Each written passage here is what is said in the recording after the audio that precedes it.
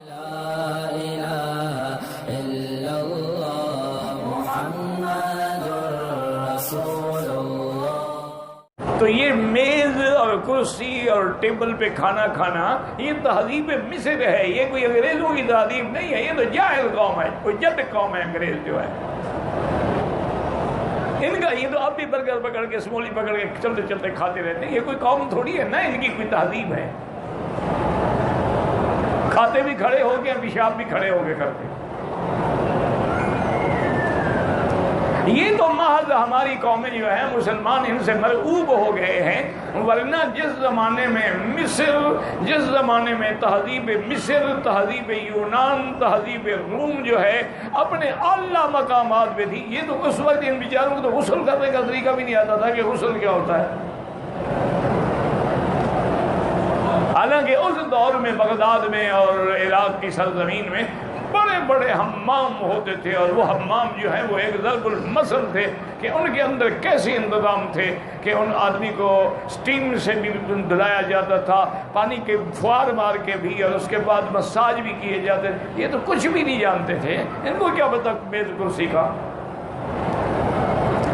چونکہ ہم نے ان سے سیکھا ہے لہذا ہم یہ سمجھتے ہیں کہ یہ انگریز کی تہذیب، اس کی تہذیب کوئی نہیں، یہ تو مصر کی تہذیب ہے، اور وہ بھی کافر تھے جن کی یہ تہذیب تھی، یہ بھی کافر ہیں۔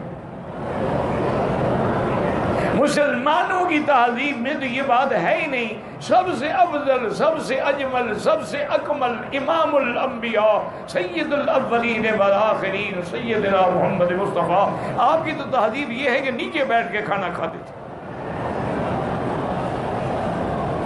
زمین پہ بیٹھ جاتے، اسی پہ سفرہ بچھا دیا جاتا، اور کبھی حضور نے ایسے مربع بیٹھ کے نہیں کھایا بلکہ اکڑوں ہو کے بیٹھ کے کھاتے تھے تاکہ اللہ کی نعمتوں کا شکر ادا ہو سکے۔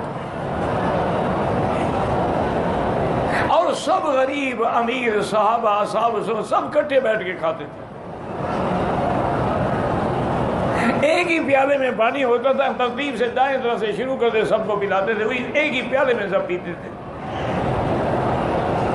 یہ تو آپ کہتے ہیں نا جی کہ بھئی گلاس جو ہیں وہ ڈسپوزیبل ہوں، بیماری لگ جاتی ہے، ہر چیز ڈسپوزیبل ہو، سرنج بھی ڈسپوزیبل ہو، اور جناب جتنی چیزیں ہیں، ٹیشو بھی ڈسپوزیبل، صاف کیا منہ اور پھینک دیا، ایک ہی تولیے یا ایک ہی ٹاول یا ایک ہی رومال کو بار بار استعمال نہ کریں۔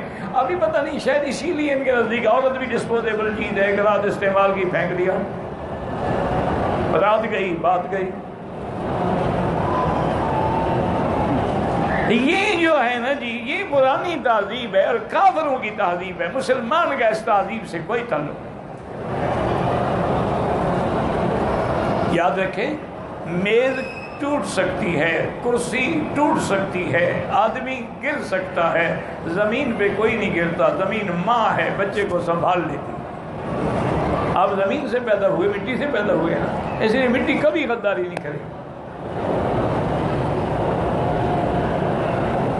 تو اب جناب اس نے ان کو بلایا اور میز پہ بٹھایا، کرسیوں پہ بٹھایا، اور پھر عادت کل واحدۃ منہن سکی، سب کے سامنے چھری کانٹے سب کچھ رکھا۔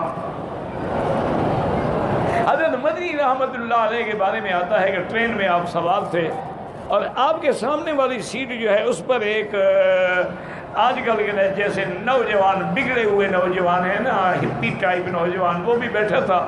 تو حضرت کے پاس جو کھانا تھا ٹفن کھولا اور کہا بھی کھا لو، اس نے کہا جی میں تو چھری کانٹے کے بغیر نہیں کھاتا۔ اس نے اپنا سامان کھولا، چھری کانٹا نکالا اور کانٹے سے لے کے کھانے لگا، اور کہنے لگا کہ مولانا آپ ماشاءاللہ لباس دیکھیں، آپ کو آدمی خوش ہو جاتا ہے، بڑا صاف ستھرا لباس ہے، برتن صاف ستھرے ہیں، یہ کیا ہاتھوں کو گندا کر کے آپ کھاتے ہیں؟ چھری کانٹا استعمال کیا۔ ابھی وہ بات کہہ رہا تھا، گاڑی کو جو دھچکا لگا نا، وہ کانٹا اس کے تالو میں لگا، سارا خون و خون ہو گیا۔ اور کہا بھائی ہم اسی لیے نہیں کھاتے، انگلیوں سے تو تالو زخمی نہیں ہوتا ہے۔ اور ایک عادت مجھے سمجھ آ گئی، مجھے معاف کر دیں، آپ کی بد دعا لگ گئی۔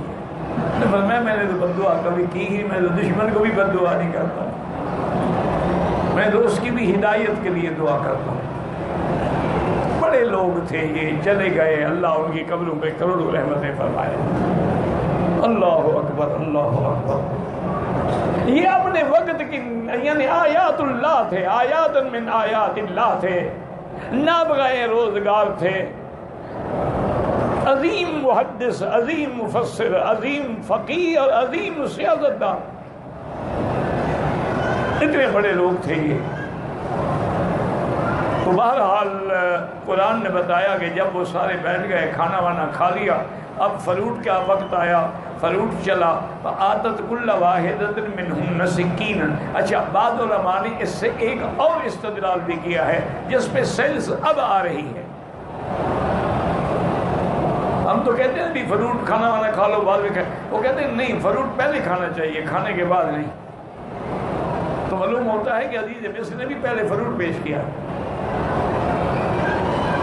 اچھا، ہمارے یہاں ایک بری رسم بھی ہے کہ کھانا وانا کھانے کے بعد ہم میٹھا شیٹھا ہو نا جی، کو حلوہ شلوہ بنا ہوا ہو ماشاءاللہ، تو بعد میں کھاتے ہیں۔ حالانکہ سنت یہ ہے میرے مدنی پاک کی کہ کھانے سے پہلے میٹھی چیز کھاؤ۔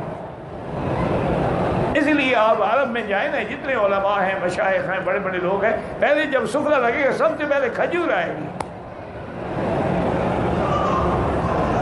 میٹھا چیز کھانے سے خدا کی قدرت ہے کہ معدے کے اندر ایک اشتہا پیدا ہوتی ہے کھانا کھانے کی۔ ہمارا تو خیر ہر کام الٹا ہے نا جی، اللہ ہدایت دے دے تو وما ذالک علی اللہ بعزیز۔ وہ ہمارے بزرگ تھے، عالم بھی تھے، بہت بڑے عالم تھے، حضرت عبدالستار طوسی رحمۃ اللہ علیہ، بہت بڑے مناظر تھے شیعہ کے خلاف، میرے ساتھ بڑی محبت کرتے تھے۔ یہ رہو اپنی اولاد سے محبت ہوتی ہے تو مجھے کہا کرتے تھے اکثر کہ مولوی مکی، صحابہ نے پتھر کھا کے بھی حق پہنچایا، ہم نے حلوہ کھا کے بھی حق نہیں سنایا۔